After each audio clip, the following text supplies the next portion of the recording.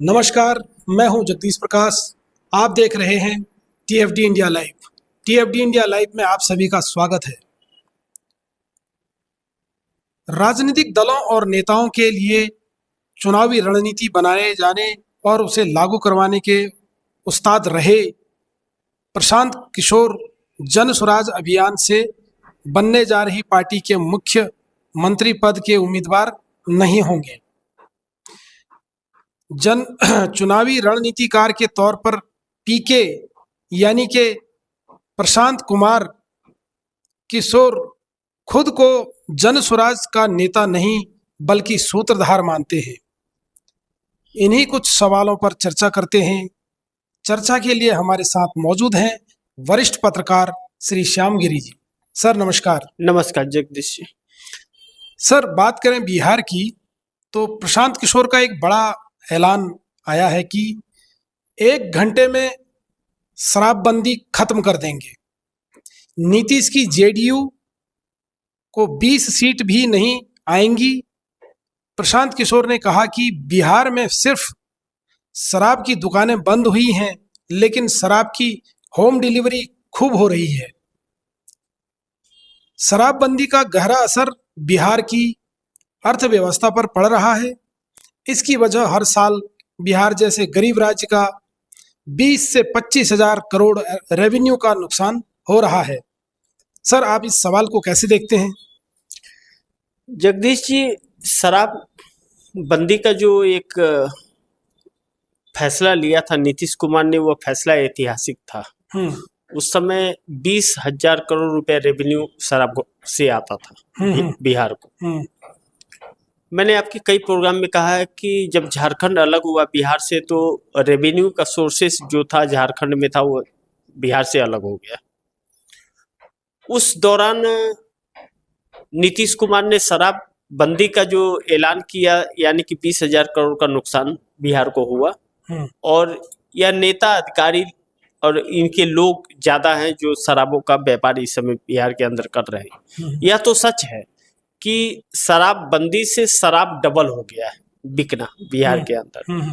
आधिकारिक तौर पे नहीं, पीठ पीछे बिकता है। यह चीज सच है, इससे इनकार नहीं किया जा सकता। लेकिन प्रशांत किशोर ने जो कहा कि 20 सीटों पर हम इनको समेट देंगे, प्रशांत किशोर फिर भविष्यवाणी करने लग गए। अभी तो नरेंद्र मोदी के लिए 350 से ज्यादा सीटें दे रहे थे, तो जब मुंह की खाए तो कहे कि अब मैं भविष्यवाणी नहीं करूंगा।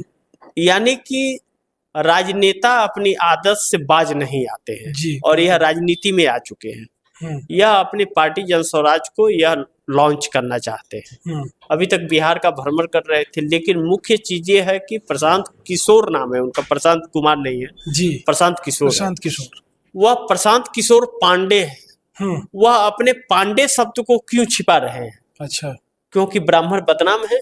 अच्छा, बिहार में क्योंकि सबसे ज्यादा दबंगई वही करते हैं, ठाकुर और ब्राह्मण ही बिहार के अंदर। बिल्कुल। तो वह अपनी पहचान छिपा रहे हैं। जिस पहचान की बात भारतीय जनता पार्टी कहती है कि मैं पहचान के लिए ठेले पे नाम लिखने के लिए कहा हूं, तो प्रशांत किशोर भी अपना पांडे लिखे ना।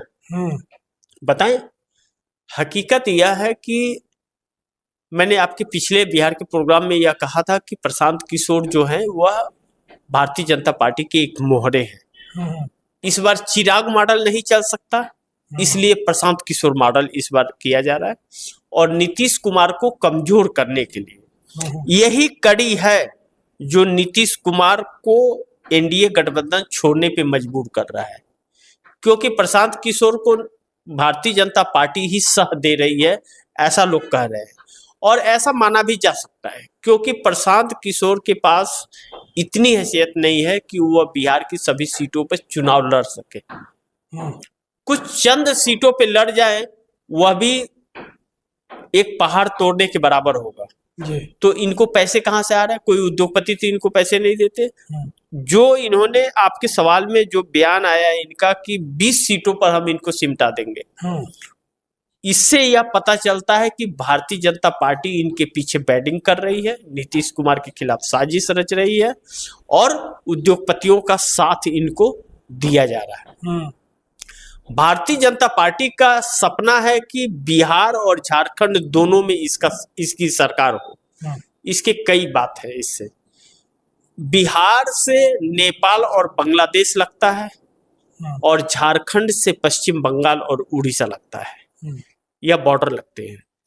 इन गौतम अडानी को यह हिस्सा चाहिए। अगर यह दोनों स्टेट मिल जाते हैं तो उड़ीसा भाजपा के हाथ में आ गया है। पश्चिम बंगाल बिहार से नेपाल को भी कनेक्ट कर सकते हैं, बांग्लादेश को भी कनेक्ट कर सकते हैं और झारखंड से उड़ीसा को कनेक्ट कर सकते हैं। यह माइंस का एरिया है, उसके बीच में रोड़ा झारखंड और बिहार बन रहा है। नीतीश कुमार के रहते हुए नरेंद्र मोदी की सरकार में 10 सालों में हर मन से पूरे हुए नहीं है। अडानी अपना पैठ नहीं जमा पाए झारखंड के अंदर और यही वजह रहा कि नीतीश कुमार से इनका बना नहीं। लेकिन कुर्सी की लालच में इधर से उधर नीतीश कुमार भटक रहे हैं, आज भी भटक रहे हैं, जबकि उनकी राजनीति आखिरी पैदान पे है, फिर भी वो भटक रहे हैं। प्रशांत किशोर एक मोहरे के तौर पे आ रहे हैं। अगर इंडिया गठबंधन की तरफ रुख कर लिया नीतीश कुमार ने तो प्रशांत किशोर का मोहरा पिट जाएगा और भारतीय जनता पार्टी की बहुत करारी हार होगी। इसकी एंटी कैम्पेन्सी बहुत काफी है। आपको मैं बताया हूं कि बिहार को विशेष राज्य का दर्जा या 9वीं अनुसूची में आरक्षण को डालना, यह 2 मुद्दे बहुत मुख्य है। बिहार के अंदर रेवेन्यू का कोई सोर्सेस नहीं है टैक्स के अलावा, इसलिए प्रशांत किशोर की बातों पर हम उतना ना मंथन करके प्रशांत किशोर एक बैटिंग कर रहे हैं, इसके पीछे वह बंदूक चलाने वाला भारतीय जनता पार्टी है। जी जगदीश सर, अगला सवाल भी मेरा प्रशांत किशोर को लेके ही है। उन्होंने एक दावा किया है कि मैं लिख कर देता हूं, वोट न एनडीए का कटेगा और न ही इंडिया का, बिहार में दोनों का ही सफाया हो जाएगा। प्रशांत किशोर ने कहा कि वो जन स्वराज की मदद करेंगे। उन्होंने नीतीश कुमार और जेडीयू का हवाला देते हुए कहा कि वो वही काम कर रहे हैं जो पहले करते थे। प्रशांत किशोर ने दावा करते हुए कहा है कि आने वाले विधानसभा में आपकी मदद से 243 सीटों पर चुनाव लड़ेंगे। क्या यह एक भविष्यवाणी है? जगदीश जी, मैं आपको क्या बोला, यही चीज मैं बोला कि इतनी राजनीतिक हैसियत है प्रशांत किशोर की 243 सीटों पर चुनाव लड़ सके? नहीं, उनकी 3 सीटों की नहीं है जी। 3 सीट पर जो पैसे खर्च होते हैं उतनी विशाल नहीं है, लेकिन वो दावा 243 का करते। दावा वह कर रहे हैं या भाजपा कर रही है, अब ये देखना होगा। हाँ सर, उनकी आवाज को रिमोट से घुमा कौन रहा है, आवाज निकाल कौन रहा है, ये देखना है। देखिए, मैं आपको एक छोटा सा उदाहरण दूं, या बड़े बड़े स्टार हीरो जो हैं बोल शूट यह करते हैं, आवाज कोई और देता है। बिल्कुल उसी तरह फ्रंट पे प्रशांत किशोर पांडे हैं और उनके पीछे कोई बड़ी राजनीतिक दल है जिसके पास अथाह पैसे पड़े हुए हैं, और इस देश में एक ही अथाह पैसे वाली पार्टी वह भाजपा है, जो किसी भी हद तक जा सकती है वह भाजपा है। यह भाजपा के लिए 2014 से बैटिंग कर रहे हैं। हकीकत यह है कि नीतीश कुमार ने इनको अपनी पार्टी से निकाल दिया, ममता बनर्जी ने इन्हें जगह नहीं दिया, इनको कांग्रेस ने जगह नहीं दिया और लालू तो सटने भी नहीं दी, इसको अपने गेट के अंदर भी नहीं ढुकने दिए। तो यह जो जन स्वराज चलाते हैं और भारतीय जनता पार्टी के सह पे अपने कारोबार कर रहे हैं। लोकसभा चुनाव था तो 10 दिन सभी टीवी चैनलों पर आ रहे थे, 350 के पार नरेंद्र मोदी को दे रहे थे, बोल रहे थे कि मैं छोड़ दूंगा अगर 350 पार नहीं आया तो उसके बाद में जब रिजल्ट आया तो इन्होंने कहा कि अब मैं जीवन में अपने कभी भी भविष्यवाणी सीटों को लेकर के नहीं करूंगा, और फिर 20 सीटों का भविष्यवाणी कर रहे हैं। तो 350 से सिर्फ 240 पे पहुंचा दिए। अब 20 को कह करके कहीं नीतीश कुमार को 200 पर न पहुंचा दे। तो क्या नाम है कि देखिए, ये बिहार है वो जिसके ऊपर भरोसा करती है, बहुत बढ़ चढ़ कर करती है, और जिसको नजर से उतारती है बहुत बुरी तरीके से उतारती है। प्रशांत किशोर की कोई विसात नहीं, एक सीट भी प्रशांत किशोर जीता नहीं सकते हैं अपने दम के अंदर। बिहार के अंदर या किसी देश के किसी भी हिस्से में एक सीट की हैसियत नहीं कि यह जीता दे। हाँ, यह वोट कटवा सकते हैं, यह सत्य है, लेकिन यह अपनी जाति उजागर नहीं कर रहे थे। और आरजेडी वाले अब इनकी जात उजागर कर रहे हैं कि कम से कम पांडे जी लिख तो दीजिए अपना पांडे कि आप पांडे हैं। और पांडे शब्द से ही सिर्फ मैं बता रहा हूँ कि प्रशांत किशोर को जितना अच्छा से मैं जानता हूँ, जब वो राजनीतिक रणनीति बनाया करते थे और उनकी टीम हुई करती थी, इन्हीं की टीम का एक सुनील कौन है कर्नाटक के बोल करके कुछ नाम है ऐसे, ध्यान नहीं आ रहा है, वह इस समय कांग्रेस के लिए रणनीति बना रहे हैं। उस व्यक्ति के बगैर यह कुछ थे नहीं, उस व्यक्ति के नाम पर यह दौड़ते थे, इधर उधर रोटी सकते थे। जैसे वो व्यक्ति इनकी टीम को छोड़ा, प्रशांत किशोर घर के घाट के कहीं के नहीं रह गए, राजनीतिक ढूंढने लग गए। तो अब वही है, प्रशांत किशोर किसी तरह अपना वर्चस्व बनाना चाहते। प्रशांत किशोर यह सोच रहे हैं कि 2-4 सीटें भी अगर हमारी आ गई किसी तरह से, तो मेरा रुतबा कुछ और हो जाएगा। जैसे जीतन राम मांझी के 4 हैं, मंत्रालय लेके बैठ जाते हैं।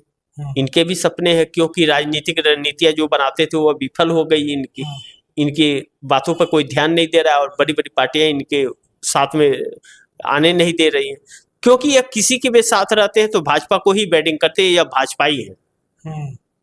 तो इसलिए क्या नाम है कि देखते हैं, अब बिहार का चुनाव 2025 में है, सरगर्मी अभी से तेज है। 15 अगस्त से तेजस्वी यादव भी निकल रहे हैं। अब एक चीज आपको मैं छोटे में बात खत्म करूंगा, प्रशांत किशोर एक रैली कर दे तो 500 लोग भी नहीं आएंगे, लेकिन तेजस्वी यादव रैली कर ले, या नीतीश कुमार रैली कर ले, चिराग पासवान कर ले, या क्या नाम है कि मुकेश साहनी कर ले, तभी हजारों की संख्या में आते हैं लोग।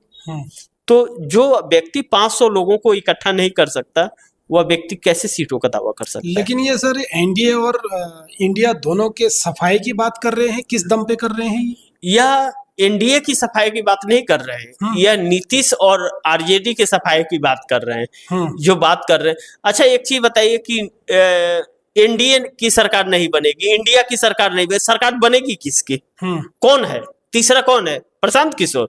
प्रशांत किशोर की पार्टी के बन जाएंगे। अरे वह एक दौर था अन्ना हजारे का कि जो अरविंद केजरीवाल आ गए, वह दिन लत गए। अब न तो वैसा आंदोलन कोई खड़ा कर पाएगा जल्दी, और न तो सरकारें खड़ा करने देगी, चाहे किसी की भी सरकार रहे, चाहे कांग्रेस के रहे, भाजपा के रहे, किसी की भी रहे, वैसा आंदोलन अब खड़ा नहीं होने दिया जाएगा इस देश के अंदर। देखते हैं, वह तो प्रशांत किशोर का यह भी भविष्यवाणी देख लेंगे हम लोग तो कवर करेंगे ही, अच्छा से दिखाएंगे और खबर भी चलाएंगे कि भविष्यवाणी का क्या हुआ। जी जगदीश सर, अगला सवाल मेरा राष्ट्रीय जनता दल के जो राष्ट्रीय अध्यक्ष लालू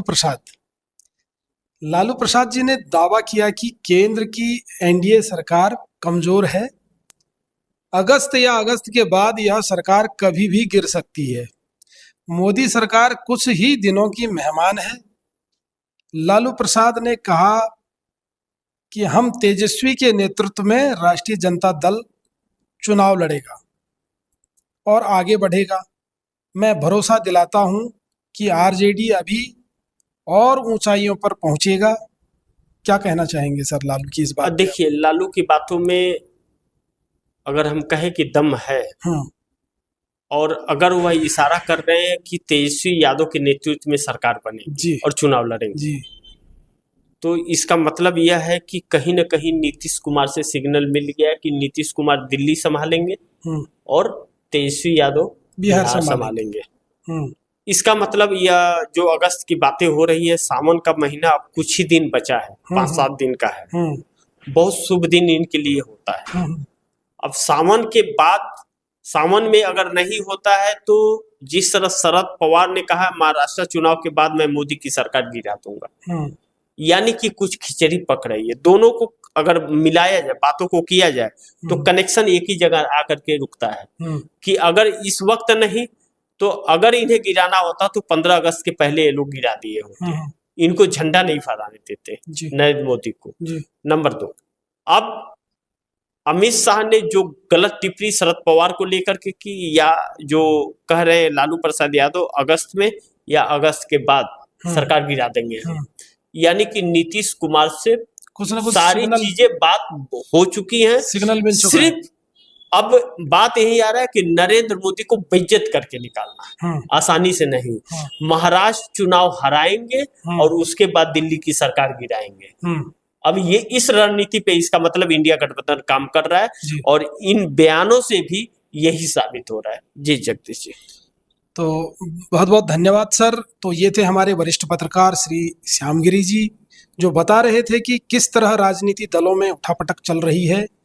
हम आशा करते हैं हमारे द्वारा दिए गए सभी जवाबों से आप संतुष्ट होंगे। कमेंट में जरूर लिखें और चैनल को सब्सक्राइब करना न भूलें। ऐसी ही कुछ और खबरों के साथ हम जल्द हाजिर होते हैं।